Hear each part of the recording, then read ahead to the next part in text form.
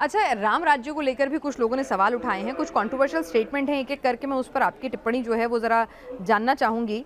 राम राज्य बनाने की बात चली तो आपको बता दें कि ये कहा गया था कर्नाटक में एक प्रोफ़ेसर हैं के.एस. भगवान, उन्होंने एक बड़े रिनाउंड प्रोफ़ेसर और लेखक हैं, उन्होंने कहा था कि भई वाल्मीकि रामायण के उत्तरकांड को पढ़ने से पता चलता है कि भगवान राम आदर्श नहीं थे। उन्होंने 11,000 वर्षों तक शासन नहीं किया था बल्कि सिर्फ़ 11 साल किया था। तो कह रहे हैं कि राम राज्य का कॉन्सेप्ट जो है बिल्कुल गलत है।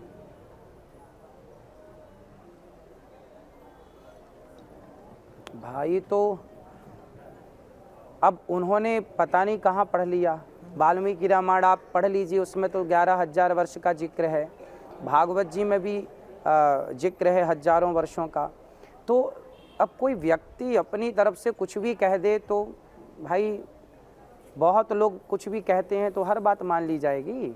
उनकी बात प्रमाणित थोड़ी है, कुछ भी कह दिया जाए। उंगली ही तो उठानी है। आजकल तो अपने बाप पर लोग उंगली उठा देते हैं।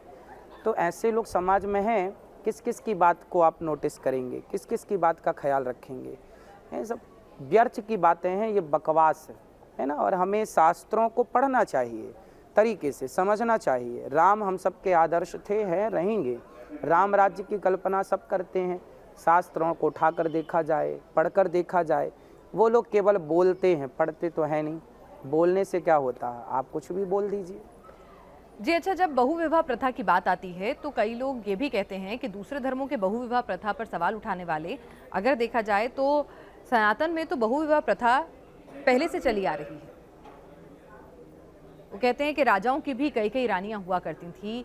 फिर वो भगवान श्री कृष्ण का उदाहरण देते हैं कि उन्होंने विवाह रुक्मिणी से किया और उनकी दोस्त जो थी वो राधा रानी थी। तो इसको लेकर भी आप कुछ लोगों को ज्ञान देना चाहेंगे, क्योंकि ये मुद्दा बार बार आता है, हर कोई अपना एग्जाम्पल इसी से शुरू कर देता है।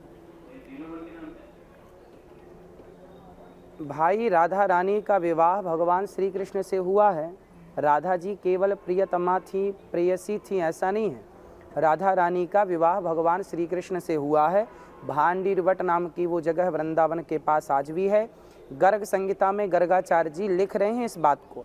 गर्ग संहिता में अध्याय नंबर 4 में माता राधा रानी के साथ श्री कृष्ण का विवाह उत्सव हुआ है। ब्रह्मा जी ने इस विवाह को कराया है। अब लोगों को जानकारी नहीं है तो हम क्या करें। एक भौमासुर नाम का एक राक्षस था जिसने 16,100 कन्याओं को बंदी बना रखा था। उन कन्याओं ने कहा कि प्रभु हमारी रक्षा करो। भगवान ने भौमासुर को मारा। कन्याओं से कहा जाओ अपने अपने घर को। उन कन्याओं ने कहा अब हम कहाँ जाएं, हमारा कोई नहीं है आपके सिवा। उन कन्याओं ने कहा हम पर पुरुष के पास रह चुकी हैं, समाज हमें बड़ा गलत गलत कहेंगे। जिन नारियों को समाज स्वीकार नहीं कर रहा था उन नारियों को भगवान ने पत्नी का सम्मान दे करके और समाज में रहने की जगह दी और समाज में सम्मान दिलाया पत्नी बना करके। जिनको समाज अपमानित कर रहा था तो नारी का सम्मान बढ़ाया है भगवान ने और उन कन्याओं के कहने पर विवाह किया। और वो भगवान हैं। इंसान से भगवान की तुलना नहीं की जा सकती। आप एक चम्मच जहर पिएंगे तो मर जाएंगे, हम जहर पिएंगे मर जाएंगे, पर शंकर जी ने इतना सारा जहर पिया था समुद्र मंथन का, वो तो नहीं मरे।